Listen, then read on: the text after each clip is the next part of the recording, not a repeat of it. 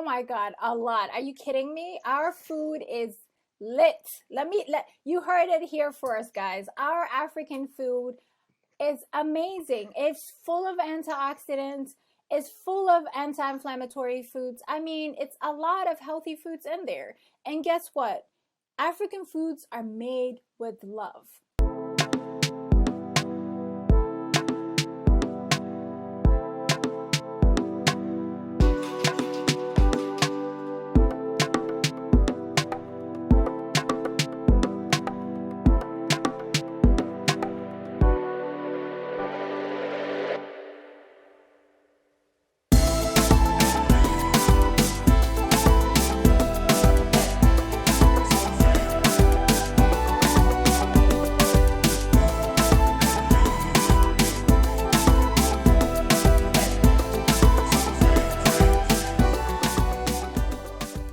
Hello, everyone, and welcome to your Health Matters podcast, season 2. I am your host, Vivian Ayo, pharmacist, certified diabetes care and education specialist, and also founder Sorogi. I am so grateful for the opportunity to engage and support people of African descent living with chronic health conditions. And working with so many people to produce this podcast has been a true joy. Today's episode is focused on reducing inflammation in our body and looking at the role that food plays in either causing inflammation or helping reduce it. Joining me to discuss this really important topic is a great friend of mine, Wintana Kiros. Wintana is a registered dietitian with more than 10 years experience working in different clinical settings. She's also an author, speaker, and a former runway model. Welcome to the show, Wintana. Thank you so much, Vivian, for having me. I'm really excited for the opportunity to discuss inflammation with you today. Awesome. So am I. When I started working with you, I remember my dear friend Cordialis. She's also a registered dietitian and she linked us together. I remember when she was putting together the contract and she kept coming back saying, "Oh, Wintana wants to add this to the contract. Wintana wants this in." And I'm going, who is this person? She better be, come correct and have everything on point. The members better like her with all the work we have to go through to make this work. I was like, you better be, the best there is in the profession. If we are gonna go through all this changes, and sure enough, you showed up, and the participants love you, love you. I'm not exaggerating. And it's just been wonderful feedback from everyone. The other day, I was talking to one of the participants, and she's like, she just helped me make sense of nutrition. Like, I heard the same thing for so many other nutritionist and registered dietitian, but this is the first time it's actually making sense. I also met you in person at the health fair. So at the moment I saw you and you go, my sister, I'm like, okay, there is no holding back here. This is all good things. So truly excited and happy you decided to come on board today. Oh, I'm really excited too. I think it's empowering to have someone really know you and understand you without really telling a lot of yourself. Having the same background and same upbringing helps even the participant engage. And I think they know I kind of have an idea what they think before they say it. So I said, don't come for me because I know this sounds crazy. And they're like, yes, it sounds crazy. So I think that helped them feel seen, heard, and understood. Because most of the information, nutrition education, is really broad. It really doesn't cover the nuance of culture and tradition. But being from the community, I'm able to make fun of some of the recommendation that doesn't make sense for us as a culture and make it make sense for us. I think the participant enjoyed the class because we didn't code switch, right? We spoke Yep. and languages and nuances that made sense to them. We laughed and I made sure they led the class themselves, like what they wanted to know, what they wanted to learn about. And then if I sounded too fancy, I told them to stop me and say, girl, make it make sense. And they stopped me and said, hey, make it make sense, to the point where we came up with a name for ourselves, Thursday Nutrition Turn Up, because we came, we laughed, we learned, and a lot of people had aha moments because we didn't complicate the information, right? We made it Yeah. relatable. Yeah. And so I'm super grateful. I literally love Thursday group because there are women, like everyday women, who I love to help and support. And they came despite all their responsibilities, despite all the burden that they had to carry that day. They showed up for themselves and we celebrated that. And that's the same feeling too from this other end. That's the same thing they're sharing as well.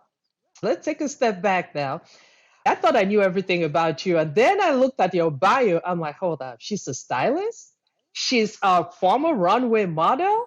So please share, sister, please. How did a runway model end up in nutrition? So help me make sense of that one. Sure. Before I became a clinician, when I was in college, I did a lot of like styling gigs. I did runway like DC Fashion Week, Virginia Fashion Week. We just did the fashion show kind of stuff. Started actually like African Student Association in college. Even during college, I met a couple other people who were involved with the DC Fashion Week and Virginia Nova Fashion Week, and they invited me to do fun projects, and I styled some of my friends as a side thing. It's just a great outlet, a creative outlet. Then when I became a clinician, it clicked for me because the more I help women achieve their health goals, they felt overwhelmed and didn't know what to do with their new healthy body, and I knew how to help them with that too. So that kind of was the like epitome of reset lifestyle. I was just like, wait, I was doing two separate things, right? I have that Mhm. skills and hobby in the back, but then now my training, I was like, oh, now I can help people really see themselves as whole, help them feel, gain their health and confidence back. And then it just kind of like one time I was driving back after talking to a client and it just clicked how I can help and bring and marry those two skills training and hobby into one place. So that's kind of how Reset Lifestyle was born out of it too, is because I was good at the styling. I was good at this modeling thing. I had fun with it. I worked with designers. And then when I became a clinician, it was two separate things. I was a clinician and doing side gig as a stylist and like directing photo shoots and stuff on part-time stuff. But then once I started doing my private practice 101, I start to see the connection. So that's kind of how the styling piece comes in. And it's great because it really helps women feel confident in their body. I think that's really why I love it. Nutrition kind of empowers you and heals you, and then style gives you the confidence to be the best version of you. So that's really powerful things that both disciplines can offer, especially for women. I love that. I truly love that. I can see why everyone who's had the opportunity to meet you and work with you, it just has amazing things to say. You get it. You truly get what it is all about and how to connect. You attended one of the best schools we have in the area, University of Maryland, and you Go did your, Terps! that's right, girl. That's right. I'm a golfer, but that's okay. So you had the opportunity to do your residency, your dietetic residency at Johns Hopkins. When did it finally click that there's something missing and how we talk about nutrition and helping the community make sense of it? Like, when did that happen for you? Or was there one particular incident that was like, aha, something's not working. I get it now, and I'm going to go out on my own and try to make a difference. I love that question. I don't think I get asked that question a lot doing interviews. The epitome or the turnaround point was when I had a young Black woman at subacute hospital. So I've been a clinician now by that time, like I guess 6 years or 7 years into it. But it just hit me hard because we were seeing more and more young Black men and women in their 40s and their 30s coming with stroke. And I couldn't believe it. It was just consistent for like 6 months. I just kept on seeing younger and younger and younger people come in.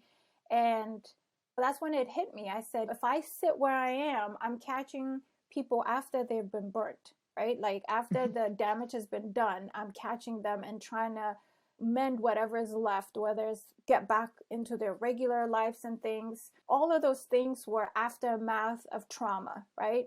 Correct. And meanwhile, I also at the same time have been working in private practice, my own private practice, and helping a lot of people prevent these things from happening, helping people get off blood pressure medication, helping people reduce their metformin medication. And so I was just like, what am I doing? Why am I spending so much of my energy in doing clinical work when I could do lifestyle changes, right? I'm getting more excitement and zeal from prevention. Like I rather do Correct. preventative work than reactive work. And as our medical system is set up, they're like a fire department. I always explain it. It's like they're necessary. You know what I mean? It's like a fire Correct. department. When stuff happens, you want the fire department to come and turn down, help you from bad situation, but you have to be in charge in doing preventative work.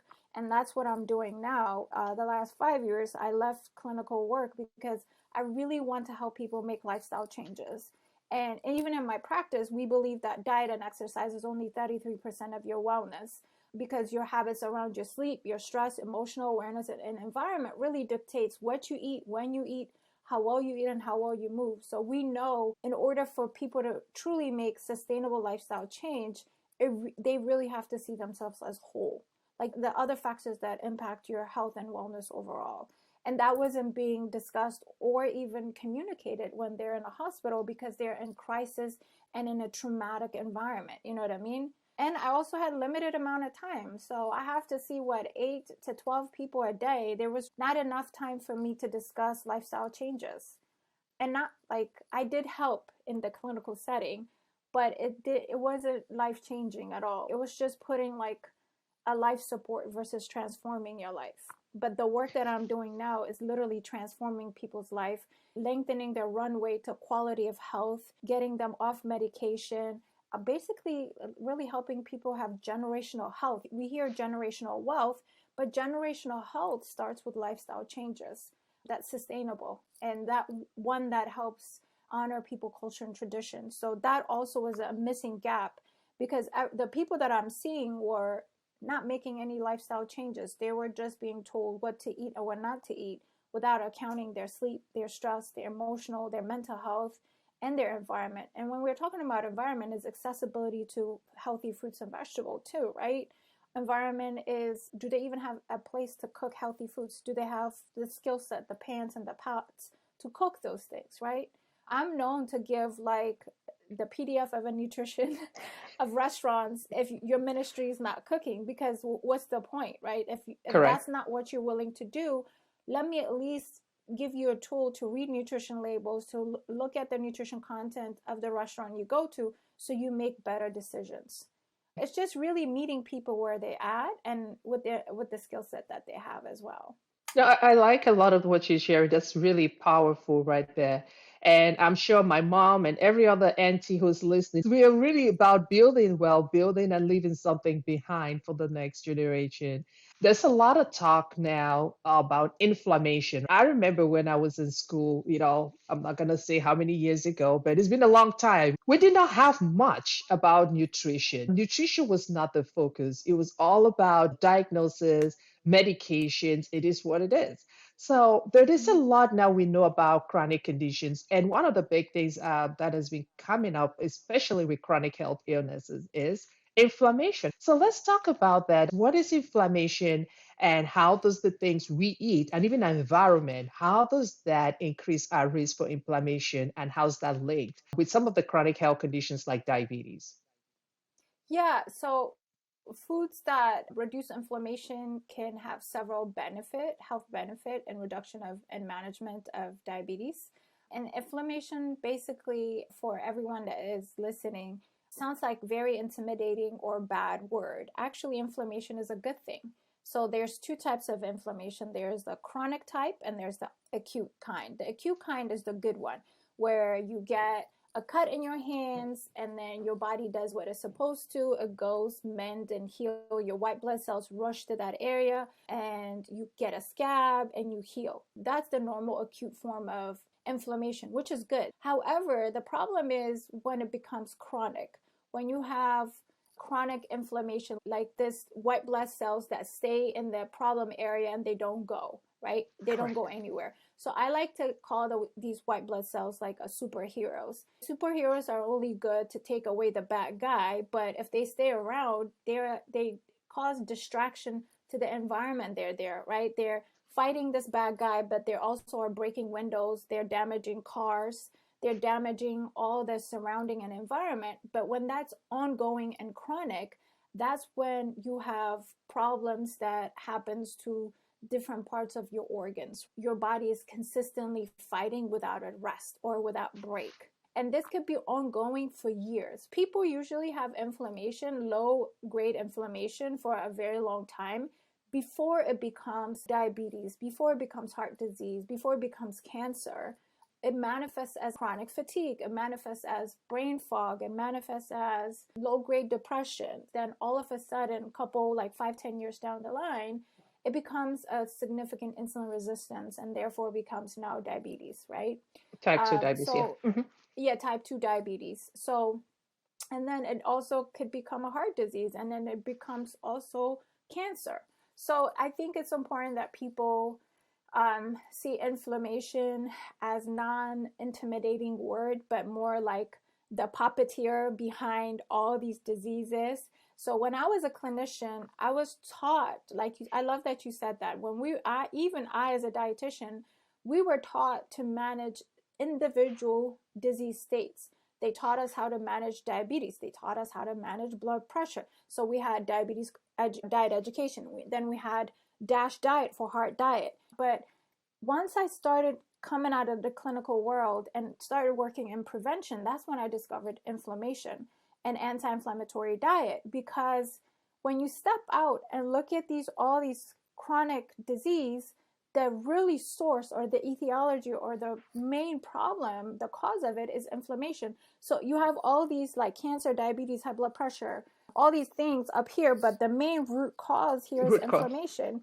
So it's like the puppeteer is finding that one needle thread that connects all of them together and finally saying, oh my God, that's the focus. Like if we can focus on decreasing inflammation and focusing on anti-inflammatory diet. So that's when the click happened for me. And when you look at the studies now, only 7% of Americans consume the recommended amount of fiber. And that's why we're literally are at risk for all these metabolic disorders, is because we're not getting the foods that we need for our body. So in our practice, we focus on positive nutrition. So what I teach you is what you should add instead of focusing on what you shouldn't eat, because it's a negative psychology, right? Like all my patients in the hospital, if I said, don't eat this, don't eat that, because that's what I was trained to do when we're managing chronic disease, we tell you what not to do. But once I flipped the script and I said, okay, you know what? Let's do more of this. Let's eat more of these foods. Let's do this. It was a positive experience. And people started making lifestyle changes, even in the hospital, even in my private practice, because they were negatively associating their relationship with food. It was more like, what should I add? Okay, if I add more fiber foods, again, that one thing that does a lot of help benefit for everything is that it helps you feel full. If you feel full, you eat less. If you eat less, you weigh less. And if you weigh less, your risk for inflammation decreases dramatically, right? Instead of trying to control and avoid all these other foods, if we can focus on just that one thing that makes a lot of change, that is the one thing that we will change. And if you think about it, we're very busy people. Yes. And our responsibility, especially as women, as we grow older, it just goes higher and higher, and our resources kind of stays the same, right? And our resources could be our time, our energy, our family support, and our money. And money might be the only thing that might go up a little bit, but our responsibility. So this gap between your responsibilities and your resources is what really leads us and keeps us in chronic health conditions. So, Correct. But if we make changes, small lifestyle changes, we could reduce the gap with strategies and systems and tools so that life and wellness and health could be accessible and sustainable long term. So that's really like what I like people to understand what inflammation is. I feel like I told you a lot. I hope it makes sense. It made a lot of sense. It made I'm a like lot of so sense. passionate about it. And I'm like, did I answer her question? I think I did. But I hope you get what I'm saying. It's because we complicate inflammation. If we can think inflammation as the puppeteer behind all these things, all these amazing providers are trained to like control, I think And we'll be manage. doing great. Yep. And manage instead of trying to control. Let's teach people to create sustainable change and do small things consistently, right? But like when we're managing chronic disease, we're forced to think that we have to avoid our culture, we have to avoid all the things we love to eat and all those things, which then becomes a burden. Correct. And that shouldn't be the case. That's my passion. Basically, let's not complicate inflammation. No, you're right. I like how you put it, especially talking about the root cause of chronic health conditions like type 2 diabetes, some cancer, heart disease. I like that. You're the queen of helping us make sense of things, okay? So let's not complicate it. I like that.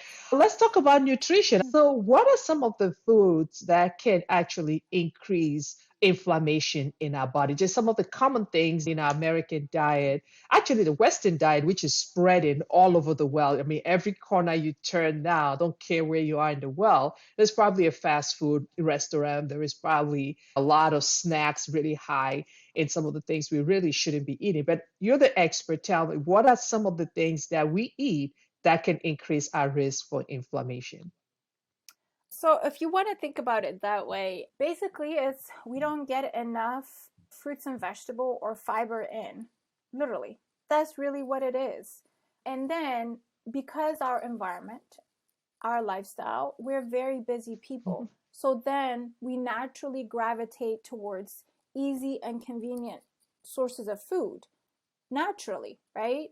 So Correct. we're going towards processed packaged foods. The food industry is not there to really help you with health. It's a business. It's trying to make sure the food stays sellable as long as possible by putting chemicals and stabilizers and things in the food to make it last so that it doesn't expire, right? So we have to think about it from convenience. It's really convenience that's what's making our food selection worse, and it's because we also are time poor. So if we really go back to our food selection, the food that we're selecting that's causing us inflammation or health problems and things like that are foods that are convenient foods. Fast foods are what we know, but even in fast food we can technically select healthier options even when it's Correct. fast. But when we're tired, when we're Yeah. fatigued, when we have not slept well, our natural body craves processed and sugary foods because it needs a quick fuel. So the quick fuel that your body craves are refined carbohydrate. So I teach this analogy. I have this thing right here so it will make sense. Pull So it out. That's um right. so when you are stressed, right? Let's say when you're warming up a house, when you're trying to start a fire, right? You always start with a quick paper to get it going, right? Correct. Yep. To keep it going, right? To just get it started. And then to put like a log of wood in there to kind of keep that heat consistent source, right? But if you consistently just put this in, you know this thing is not going to keep you warm for the rest of the day. It's going to Exactly. burn out real fast. Real And fast. this literally right here, this paper is what processed food is. We literally just go towards this quick fuel because we're tired. We're not investing in time to eating fruits, vegetable, like foods high in fiber that we know is going to keep us healthy and keep us full longer because we're tired.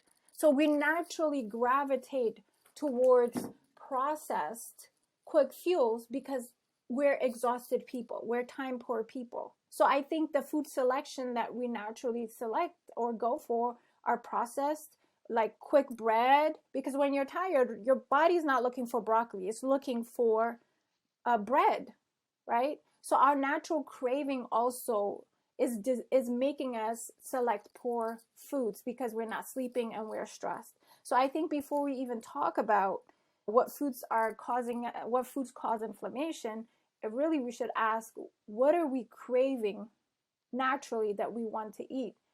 And when you think about it, most people are craving quick fuel because they're tired and stressed, and they don't really have the time and planning to eat healthier, higher fiber, protein, fat, and fiber balanced meals that really represent this log that's going to keep their blood sugar stable throughout the day.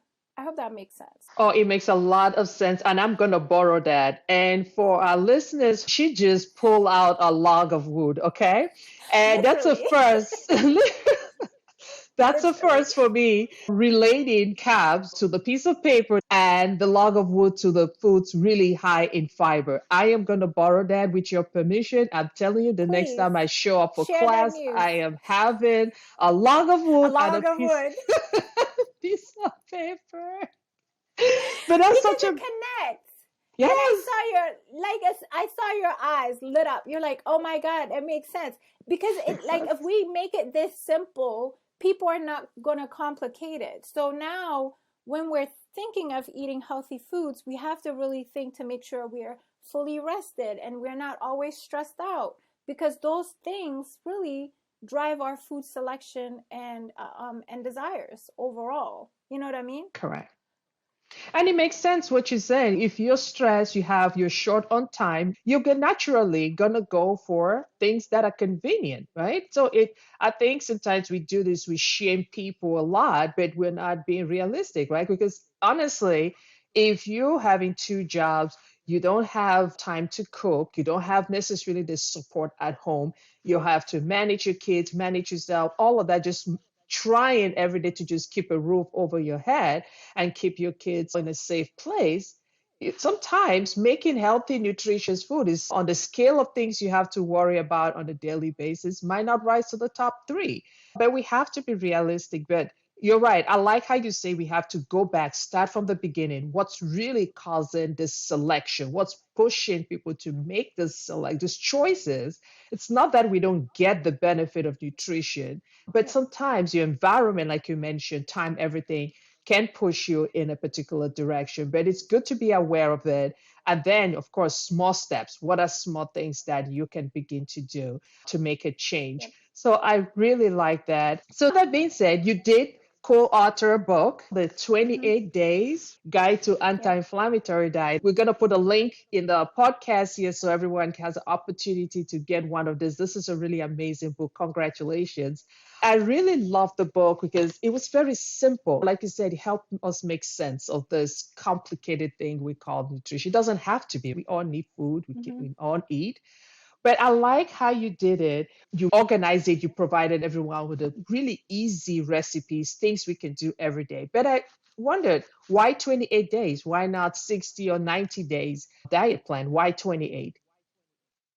If you think about it, 28 is something, it's less than a month, right? Technically, right? Mhm. It's a good way to reset, and it kind of helps people jumpstart.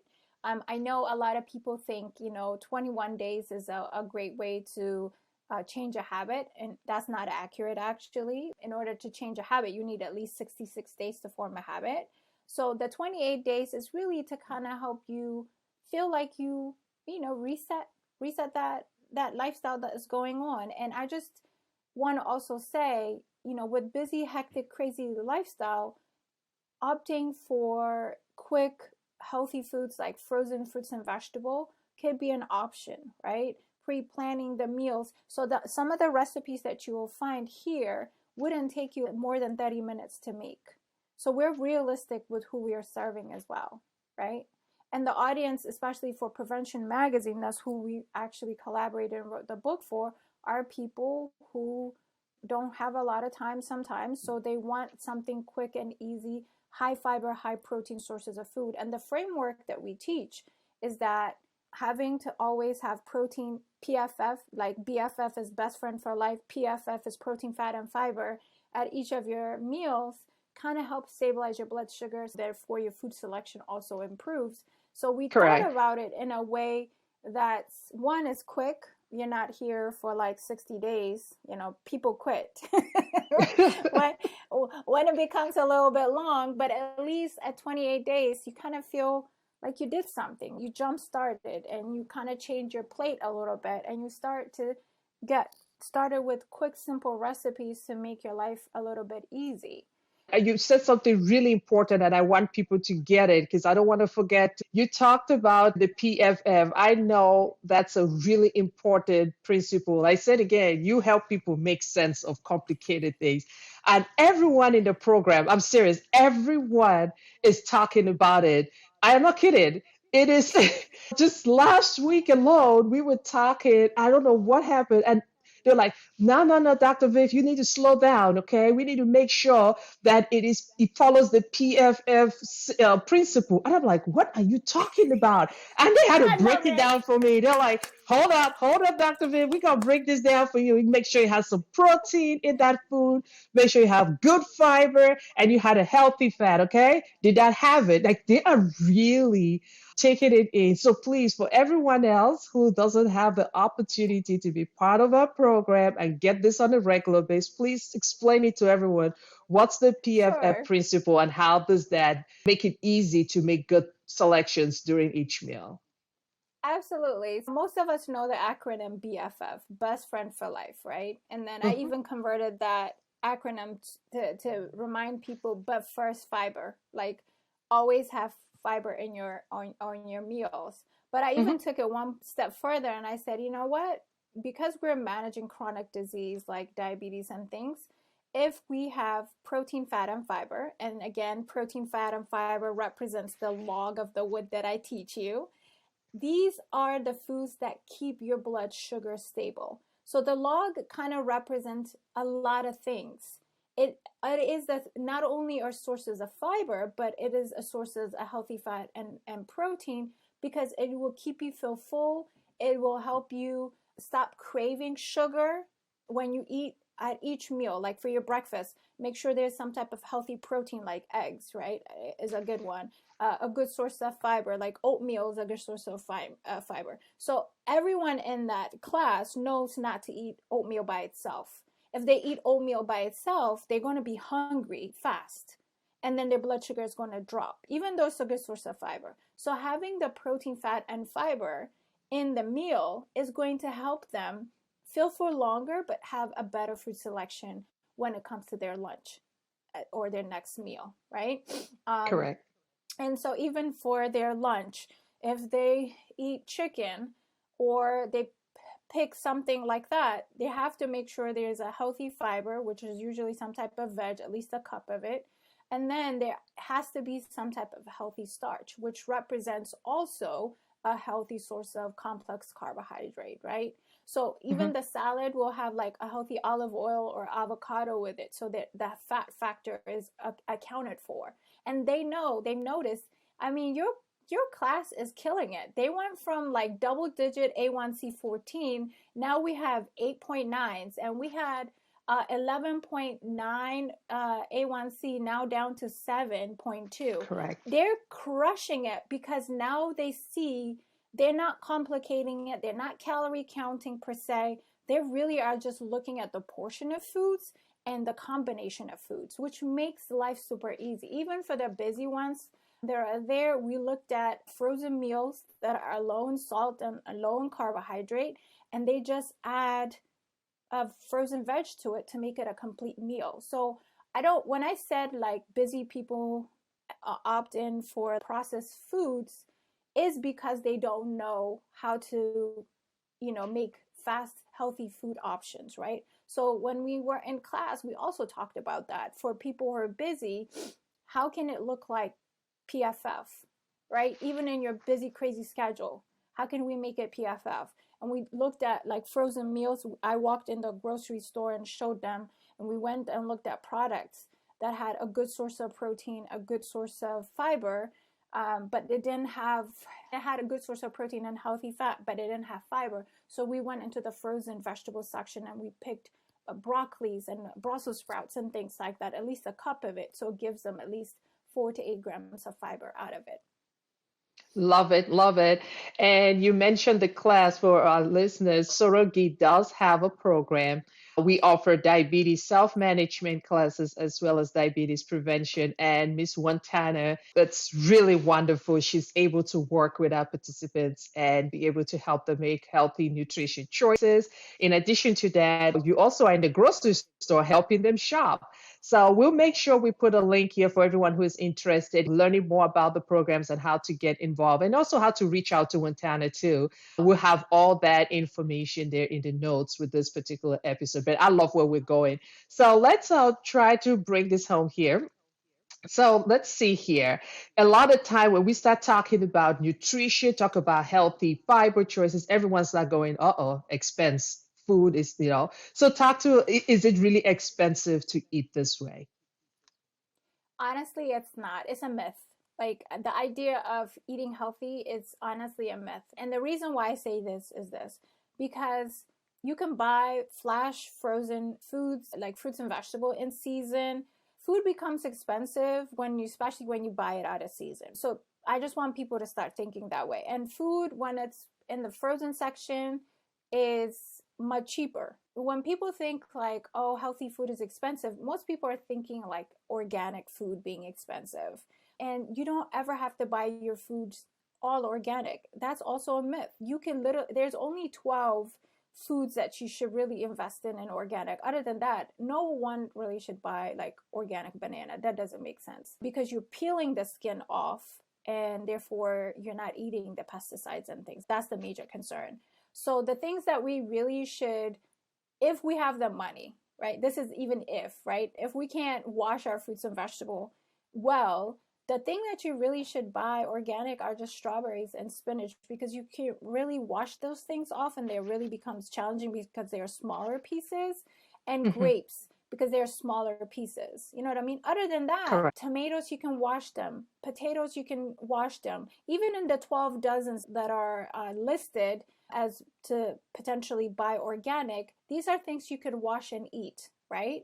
Um, Correct. so I say focus on frozen. I know this is going to shock people. I buy most of my fruits and vegetable in the frozen section because it lasts longer, okay? And the nutrition of the food, fruits and vegetables is much higher when it's frozen because they froze it while it's at a high peak versus Correct. the broccoli that traveled from California is tired. Okay, guys? Has lost some B vitamins on the way on the travel over here. So buy your broccoli, buy all those things frozen. Like you don't have to invest in fresh and organic products. And that's the myth that people have us believe that healthy food isn't accessible because we see it in the lens of, oh, it has to be fresh and all it has to be organic. At the end of the day, nutrient is nutrient. Did you wash your fruits and vegetables is the number one question. And did you also purchase the fruits and vegetable frozen? Like the only time I feel like we should invest in fresh thing is at the farmer's market because it's literally locally sourced. The farmer just, got it off the ground and is selling us to us and then we're eating it, right? Versus the supermarket, it has commuted and traveled a long road before it's in the store. In the So store. I Gotcha. just want to like bust that myth. You know what I mean? Especially in our Correct. community, we feel like we're not of deserving of a healthy or fresh food or organic food. It's like, oh, that's for white people. No, ma'am. No, that's not Mm-mm. true. Mm-mm. We are deserving of healthy, fresh fruits and vegetables.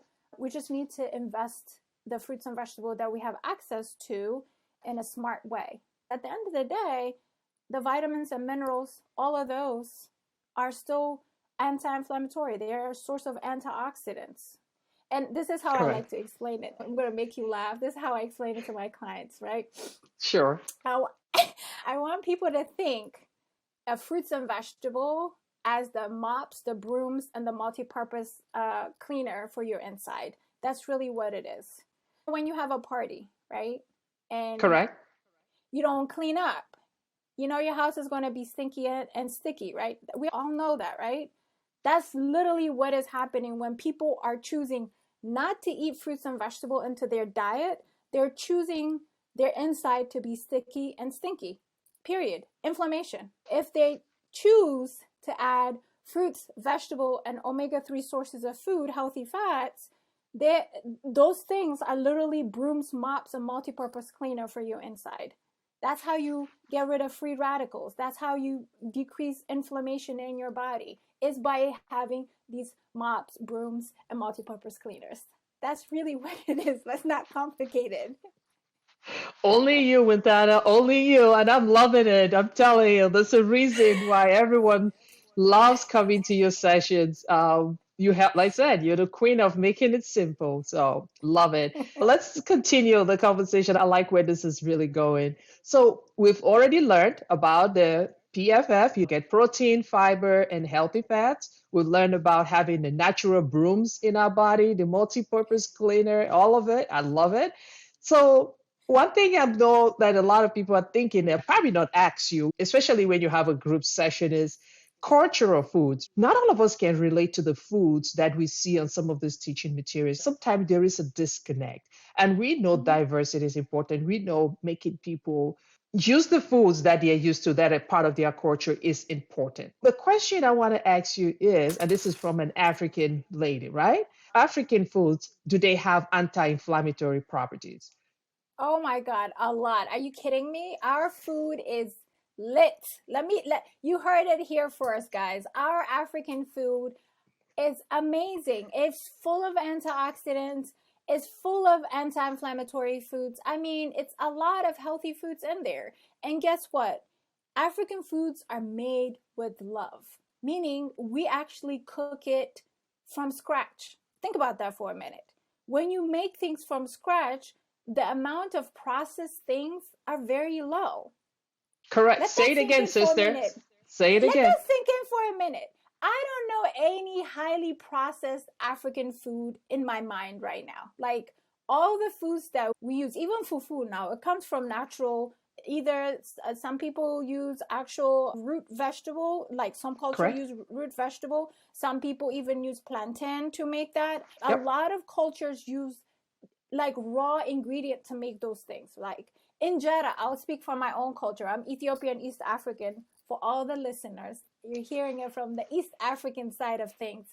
We're literally the ultimate flexitarians. Naturally, we eat like out of the 365 days, 250 some days we're vegan vegetarian because we fast traditionally, right? So we're eating more lentils, we're chickpeas, and all that stuff. You know what the problem with our cultural meal, for, especially I'll speak for the Ethiopian people, Eritrean culture, is that we use a lot of oil to fry our foods.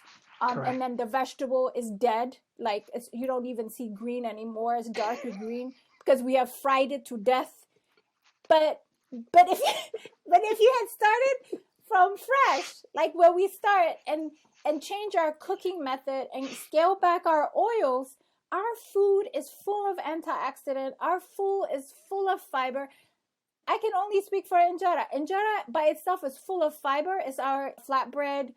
It's our rice to Asian people. Injera is the Ethiopian Oh, people. yeah. Just think about it that way, right? It's full of iron. It's full of magnesium. It's full of all of these nutrients, including fiber, right? So to me, that's a highly nutrient dense food. I'll just speak from that perspective. And most of the stuff that we eat is vegetables, is plant-based meals. And even when we do eat meats and things, we're grilling them, we're stir frying them. You know what I mean? And Correct. even in most African culture, we are grilling and stir frying most of our food. The only thing that we need to really scale back in our cultural meals is the amount of oil. And for our Correct. culture, our amount of oil, the nuances of the oil, there's a story behind it too. So we need to be aware of that. Is that the more oil your food has, the more wealth you are Of course. flexing. Of You course, know, you're we are flexing. flexing. We are flexing. So I'm saying is let's stop flexing for our health when it comes to cooking our cultural meals. But the ingredients, the quality of the ingredient of our food is good, is what I'm saying. And then for I my love island that. people, like we eat all these green callalus and all that stuff healthy. It's like high in magnesium, potassium, and phosphorus, all of those things.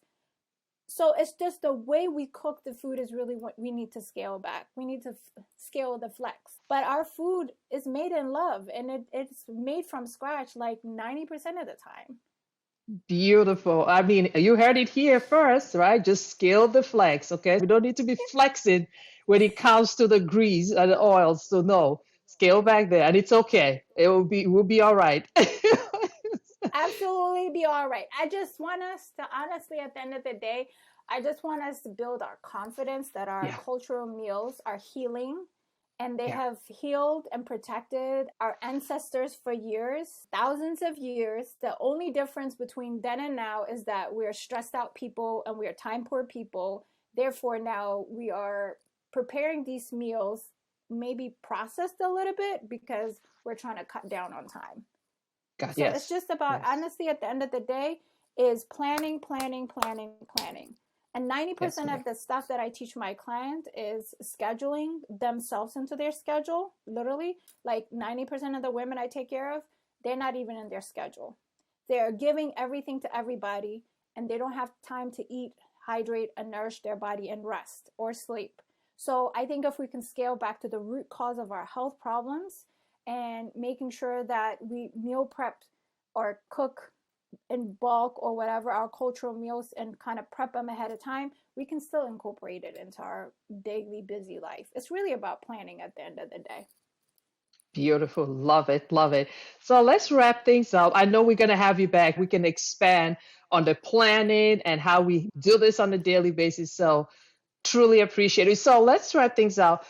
One or two things you want to leave our listeners with. What is one or two things people can begin to do today to reduce inflammation? Especially we're talking about nutrition. Honestly, start small, like small things. I usually tell my clients that the biggest thing, that is that one thing that has PFF, is chia seeds.